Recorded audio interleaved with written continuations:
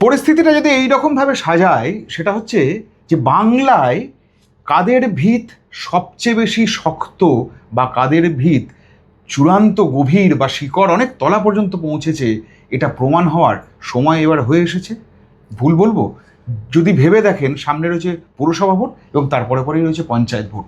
এই দুটো ভোট তো আসলে বাংলার মাটি কার মুঠোয় থাকবে, কতটা শক্ত জমি কে তৈরি করতে পারবে, তার উপরেই তো নিরিখ হবে। বিজেপি নিশ্চিতভাবেই সরকারে থাকার একটা অ্যাডভান্টেজ পাবে, কিন্তু বাম কংগ্রেস এই লড়াইয়ে কোন জায়গায় দাঁড়িয়ে থাকবে বা কতটা তারা পাল্টা দিতে পারে, এই নিয়ে কিন্তু চর্চা শুরু হয়ে গেছে। এই আলোচনা নিয়ে আজকে আমার সঙ্গে রয়েছেন রানা সেনগুপ্ত। বাবা, একটা জিনিস তুমি একদম খুব বেসিক ব্যাপার যে জিনিসটা নিয়ে চলছে, এটা হচ্ছে যে পুরসভা ভোটের জন্য তো সিপিএম এবং কংগ্রেস দুদলই কার্যত রাস্তায় নেমে পড়েছে। তোমার কি মনে হয় যে এইখানে যা পরিস্থিতি এই মুহূর্তে, বিজেপির কাছে কি এটা একটা বিরাট লড়াইয়ের বিধানসভা ভোটের পর কি আরও একটা বড় লড়াইয়ের মুখে? স্বাভাবিকভাবেই বড় লড়াইয়ের মুখে বিজেপি। তার কারণ হচ্ছে যে বিজেপির তো নিচুতলা বলতে কার্যত কিছু নেই। ভোটের দিন যেদিন ওই আমাদের এখানে ভোট হচ্ছে 22 তারিখে, আমি সেদিন বর্ধমান খুব বড় জেলা, খুব সাড়া জাগানো জেলা, ওখানকার বিজেপির যে সভাপতি তাকে ফোন করে জিজ্ঞেস করলাম যে আপনাদের সব এজেন্ট দিতে পারছেন তো? তার নাম অভিজিৎ দা। তিনি আমাকে বললেন যে না না, অত লোক কোথায় আমাদের। পরে আনাচে কানাচে কথাবার্তা শোনা যেতে লাগবে বিজেপিকে নাকি টাকা পয়সা দিয়ে এজেন্ট বসাতে হচ্ছে, এবং তারা নাকি সকাল 10টায় একবার হাজিরা দিয়েছিল, তারপরে ভোট শেষ হয়ে যাওয়ার পরে সই করার জন্য 5টার সময় এসেছিল। যাই হোক, এটা ঠিক কিনা ভুল আমি বলতে পারবো না, তবে এটা গুজব আর কি বাজারে। বিজেপিকে যদি নিচুতলাটা তৈরি করতে হয়, তাহলে কিন্তু বিজেপিকে এই ভোট দুটোতে ভালোভাবে আসতে হবে। তার কারণ হচ্ছে পঞ্চায়েত এবং পুরসভা, কিন্তু ভোট মেশিনারিটা তো বিজেপির হাতে। সেটা হোক, কিন্তু যেটা হচ্ছে মুশকিল হচ্ছে যে পঞ্চায়েত এবং পুরসভা এই দুটো যাদের হাতে থাকে, তারা সবসময় কিন্তু বিধানসভায় একটা অ্যাডভান্টেজ পায়।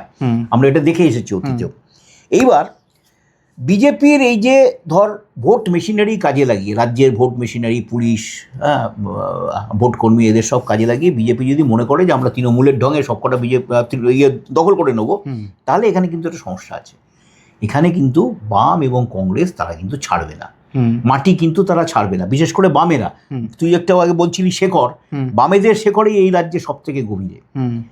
এবং কংগ্রেসের শেকড়ও কিছু কম নয়, কিন্তু কংগ্রেসের ওই পরম্পরাটা মাঝখানে বন্ধ হয়ে গেছিল, নষ্ট হয়ে গেছিল। তো বামেদের এই শেকড়টা এতটাই গভীরে যে পঞ্চায়েতের ভোটে আমার মনে হয় প্রতিটা আসনের জন্য বিজেপিকে কাটে টক্করের মুখোমুখি হতে হবে বামেদের কাছ থেকে অন্তত। এবং কংগ্রেস যেসব বেল্টগুলোতে শক্তিশালী, কংগ্রেসও চেষ্টা করবে তাদের ওখান থেকে কোনো না কোনোভাবে বেশ কয়েকটা পঞ্চায়েত দখল করতে বা বেশ কয়েকটা পুরসভা দখল করতে। এটা কিন্তু ঘটনা ঘটবে। এবং পুরসভাতে যেটা হচ্ছে, এবার এই নিচুতলায় বিজেপির প্রতিনিধি হওয়ার জন্য, প্রার্থী হওয়ার জন্য অন্তত এখনই 100 লোক দাঁড়িয়ে আছে। আগামী দিনে আস্তে আস্তে ওটা 1000-এ পরিণত হবে। কিন্তু এরা কারা? এটা কিন্তু বিজেপিকে বুঝে শুনে নিতে হবে। আজকে বিজেপি যে সমস্ত কর্মীরা হয়েছেন, যে সমস্ত বিধায়করা হয়েছেন, তাদের বিরুদ্ধে কিন্তু ইতিমধ্যে নানান অভিযোগ উঠতে শুরু করেছে। কর্মীদের ওপরে কিন্তু দেখা যাচ্ছে যে জেলা নেতৃত্ব বা রাজ্য নেতৃত্বের কোনো ইয়েই নেই, নিয়ন্ত্রণ নেই। এবং এরা যথেষ্ট কাজকর্ম করছেন। শ্রমিক ভট্টাচার্য বারবার বলেছিলেন যে পুজোর কমিটিতে যেন কেউ না যায়, কোনো ক্লাবের কোনো কমিটিতে কিন্তু কেউ না যায়। আমরা খুব ভালো করেই জানি যে এগুলো কিন্তু ঘটেনি। পুজোর কমিটিতে হুড় করে বিজেপির নেতারা ঢুকে পড়েছেন, ক্লাবেও ঢুকে পড়েছেন।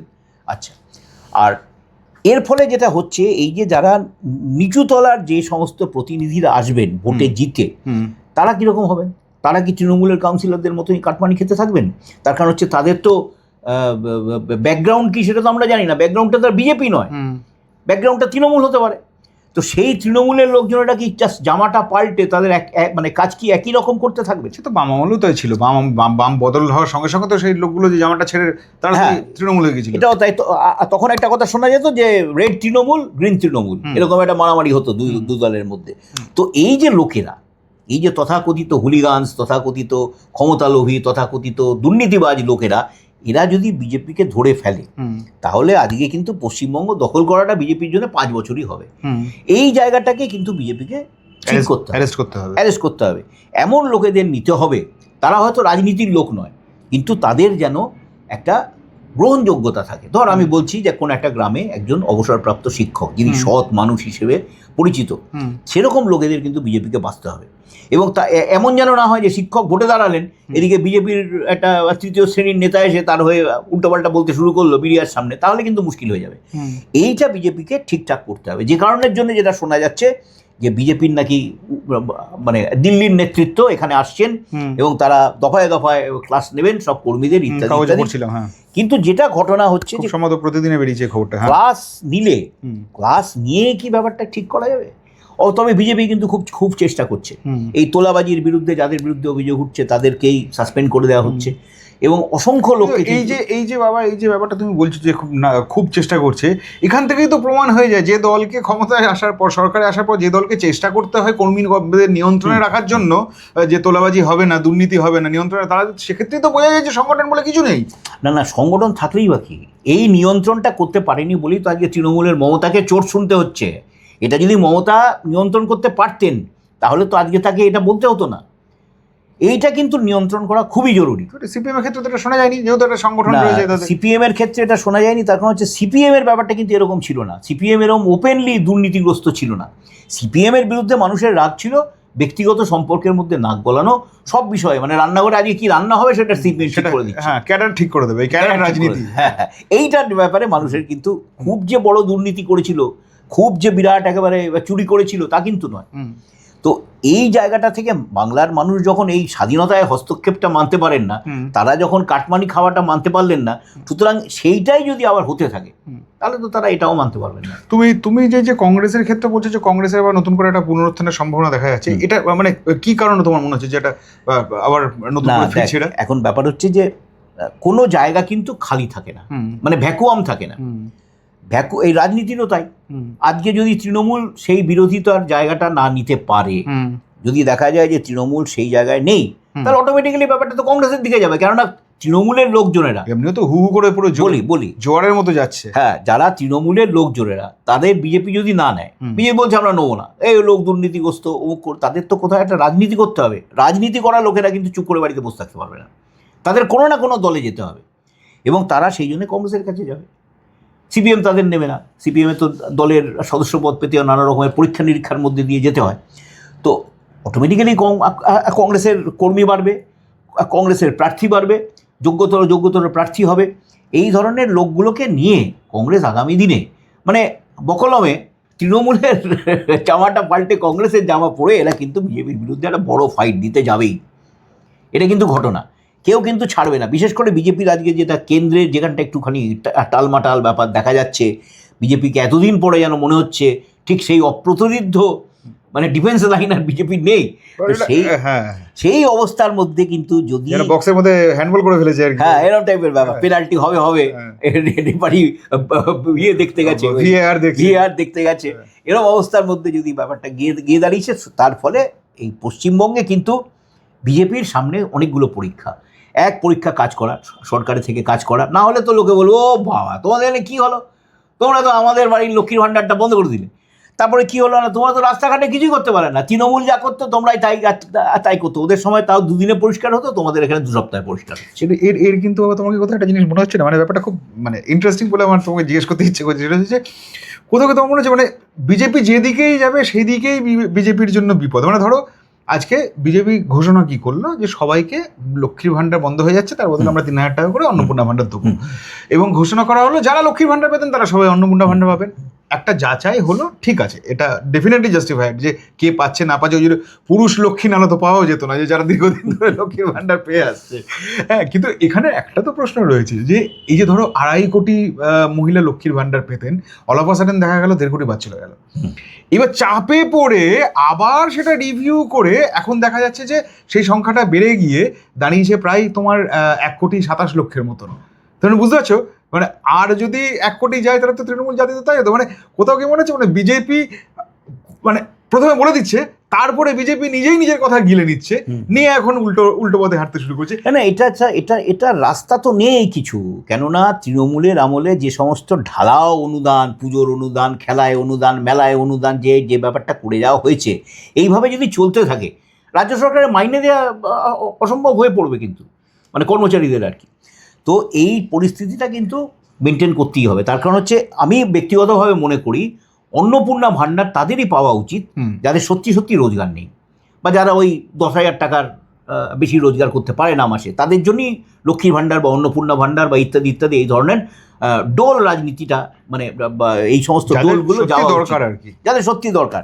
এখানে এখন যদি দেখা যায় যে একজন ইনকাম ট্যাক্স পেই, তিনি কোটি কোটি টাকা ইনকাম ট্যাক্স দিচ্ছেন, তিনি এদিকে লক্ষ্মীর ভাণ্ডারও পাচ্ছিলেন, অন্নপূর্ণা ভাণ্ডারও পাচ্ছেন, এটা একটা ঠিক আছে, নিয়ন্ত্রণ করার চেষ্টা, অযোগ্যদের বাদ দেওয়ার চেষ্টা, এটা ঠিক আছে। কিন্তু মুশকিল হচ্ছে যে এতদিন পেয়ে এসেছে লক্ষ্মীর ভাণ্ডারের স্বাদ, যদি অন্নপূর্ণা ভাণ্ডার না পায় তাহলে তার মনে একটা কাটা খচখচ করবে, হ্যাঁ সরকারটা পাল্টালো আর আমার লক্ষ্মীর ভাণ্ডারটা পাওয়া আমার বন্ধ হয়ে গেল।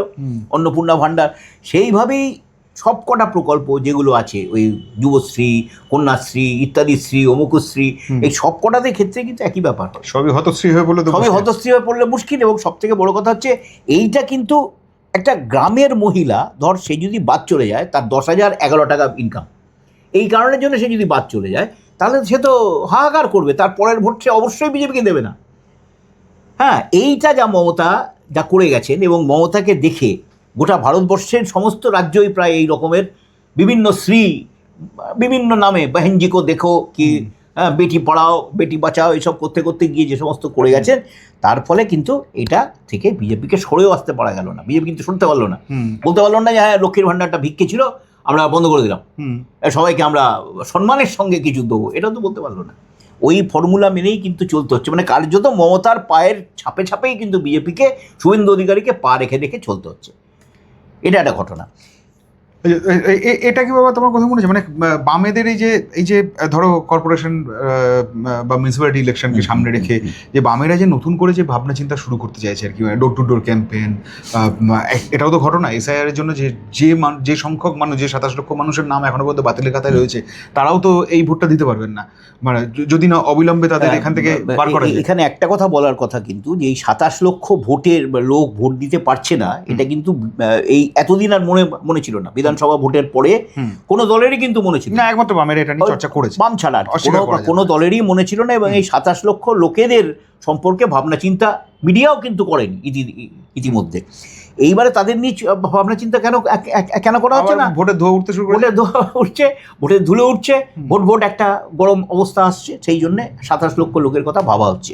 তো এই 27 লক্ষ লোকের কথা এতদিন ধরে যদি ভাবা না হয়, এদের বিভিন্ন রকমের সরকারি প্রকল্প কিন্তু বন্ধ হয়ে গেছে, তারা রেশন পাচ্ছে না, এই পাচ্ছে না, ওই পাচ্ছে না, সেই পাচ্ছে না, তাহলে এরা যাবে কোথায়? কিন্তু এইটা কিন্তু সরকারেরও একটা মানে হেডেক, সত্যি সত্যি এদেরকে নিয়ে কিন্তু ভাবনা চিন্তা করা দরকার। না এইখানে এই যে জায়গাটা, মানে কোথাও কি তোমার মনে হচ্ছে যে মানে এই যে ডোর টু ডোর ক্যাম্পেনিং, বামেদের যে নতুন স্ট্র্যাটেজিটা বামেরা নিতে চাইছে, এটা সত্যি লাভজনক, বা এর সঙ্গে কি আরও কিছু অ্যাড করা উচিত, বা এদের ক্যাম্পেনিংয়ে বা এদের দর্শনে কি কোনো বদল বা নতুন কোনো কিছু অ্যাড করা উচিত বলে তোমার মনে হচ্ছে, যাতে বামেদের পক্ষে যে একটা হাওয়া উঠতে শুরু করেছে, এটা নিয়ে তো কোনো সন্দেহ নেই। এই হকার উচ্ছেদ থেকে শুরু করে বস্তি উচ্ছেদ, একের পর এক বিষয়ের জন্য এই বামেদের নেমে পড়া, এই যুবদের আন্দোলন দেখা গেল ধর্মতলার বুকে, তো এইগুলো কি বামেদের যে একটা নতুন করে একটা হাওয়া তৈরি হচ্ছে, সেখানে আর কি করা উচিত বলে তোমার মনে হচ্ছে? বামেদের এই আন্দোলনের তীব্রতা বাড়ানো ছাড়া এই মুহূর্তে বামেদের আর কিছু করার নেই। বামেদের বরঞ্চ উচিত এই যে 27 লক্ষ লোকের কথা বলা হচ্ছে, এইটা নিয়ে একটা ডোর টু ডোর ক্যাম্পেইন করে তাদেরকে চেষ্টা করা যে তাদের ভোটাধিকারটা আবার ফেরত পাওয়া যায়। এর মধ্যে 27 লক্ষর মধ্যে যদি 7 লক্ষ বামেরা ফেরাতে পারে, তাহলে কিন্তু বামেদের কথা মানুষ মনে রাখবে যে হ্যাঁ ওরা এসেছিল, আমার এটা ছিল না, ওরা করে দিয়েছিল। আচ্ছা, এবারে বামেদের সামনে কিন্তু এইটাও একটা বড় সুযোগ। বামেরা কিন্তু দেখ এই সুযোগটা নেওয়ার জন্যই কিন্তু মানে অনেকটা সেই ফুটবলের মতন আর কি, সেই ফাইনালে আমরা ইচ্ছে করে হেরে গেলাম যাতে আমাদের দুর্বল টিমের সঙ্গে পরে ফাইনালটা আমাদের খেলতে হতে পারে। ওরা কিন্তু ইচ্ছে করে রামেদের এবারে এগিয়ে দিল, মানে বিজেপিকে এগিয়ে দিল, স্ট্র্যাটেজিক মুভ ভাবছো? হ্যাঁ, বিজেপিকে এগিয়ে দিল। ওরা আগে ঠিকই করে রেখেছিল, একটা স্লোগান ছিল আগে রাম পরে বাম, মানে রামেদের ওরা এনে দিয়েছে, রাম ভুল করবে, অনেক অন্যায় করবে, তারপরে একটা জনমত তৈরি হবে, বিক্ষোভ তৈরি হবে, তার সুযোগ আমরা পাবো, আমরা নেব। এটাই কিন্তু বামেদের সামনে সুযোগ এসে গেছে, রাম এসে গেছে, রামের ভুলভ্রান্তি শুরু হয়ে গেছে, রাম তৃণমূলের বাইরে যেতে পারছে না, রামেদের লোকজনেরা যারা নিচুতলায় ছিল তারা নানা লোককে হুমকি দিয়ে চিঠি দিচ্ছে, ফোন করে ডেকে বলছে টাকা দাও, এগুলো তো হচ্ছে। এবং মানুষের কাছে এখন কিন্তু মানুষ ভাবতেও শুরু করে দিয়েছে, দেখো বামফ্রন্টটাকে রাখলেই ভালো হতো গো, এত বছর ধরে ওদের না সরালেই হতো। এবং অনেক লোকই কিন্তু আবার প্রকাশ সেইটা বলতে শুরু করছে, বাবা এরকম ছিল না বাবা, এই সময় এরকম ছিল না বাবা, এটা কিন্তু বলতে শুরু করছে। এটাই হচ্ছে বামেদের সব থেকে বড় প্রাপ্তি এবং সব থেকে বড় প্লাস পয়েন্ট। এবং এটাকে কাজে লাগিয়ে ওদের উচিত মানুষের বাড়ি বাড়ি পৌঁছলো। মানে যেমন আমি বলতে চাইছি কোভিডের সময় একটা রেড ভলেন্টিয়ার তৈরি করেছিল, বাড়ি বাড়ি খাবার পৌঁছে দেওয়া, ওষুধ পৌঁছে দেওয়া, কেউ অসুস্থ হয়ে পড়লে তাকে নিয়ে হাসপাতালে ভর্তি করা, এই ধরনের এই ধরনের সার্ভিসটা কিন্তু একমাত্র বামেরাই দিয়েছিল। তো এই রকমের একটা কোনো সার্ভিস বামেদের কিন্তু বেছে নেওয়া দরকার। ডোর টু ডোর ক্যাম্পেন করা, এই যে ধর এই আসছে জনসংখ্যা জনগণনা আসছে, জনগণনাটা হচ্ছে কিন্তু একটা মানে কী বলবো, মানুষের ঘাড়ে যেমন অনেক রকমের মানে বোঝা চাপিয়ে দেওয়া হয়েছিল, নোটবন্দি, তারপরে এই SIR, এর মতনই এরকম একটা জনগণনা আমার মনে হচ্ছে নাকি 36টা প্রশ্ন আসবে জনগণনায়। তাতে আপনি অন্নপ্রাশনের সময় কি দিয়ে ভাত খেয়েছিলেন এবং সেদিন আপনার জামার রং কী ছিল এটাও বোধহয় বলতে হবে। তো যাই হোক, তো এই অবস্থার মধ্যে কিন্তু এই যে জনগণনাটা আসছে এটাতেও বামেদের উচিত মানুষের পাশে দাঁড়িয়ে ঠিকঠাক মতো যেন তারা উত্তর দিতে পারেন সেটা নিয়ে ডোর টু ডোর একটা ক্যাম্পেইন করা। বিরোধী পরিসর এখন কতটা জোরালো হয়ে উঠছে বাংলার বুকে তার উপরেই নির্ভর করবে কিন্তু এই পুরো ভোট এবং পঞ্চায়েত ভোটের ফলাফল। বিজেপি লড়াইয়ে আছে, চেষ্টায় আছে এবং সে লড়াই চেষ্টা থাকবে, কিন্তু পাল্টা লড়াই যদি বাম এবং কংগ্রেস দিতে পারে তাহলে জমি অনেকখানি টানাটানির জায়গায় যাবে। তাতে পরিস্থিতি হয়তো অনেকখানি অন্যরকম হতে পারে, এরকম সম্ভাবনার কথা অনেকেই মনে করছেন। রানাবাবু বুঝিয়ে দিলেন কি হতে চলেছে। তাহলে আজকে ভিডিও এই পর্যন্ত, দেখা হচ্ছে পরের ভিডিওতে। ভালো থাকবেন।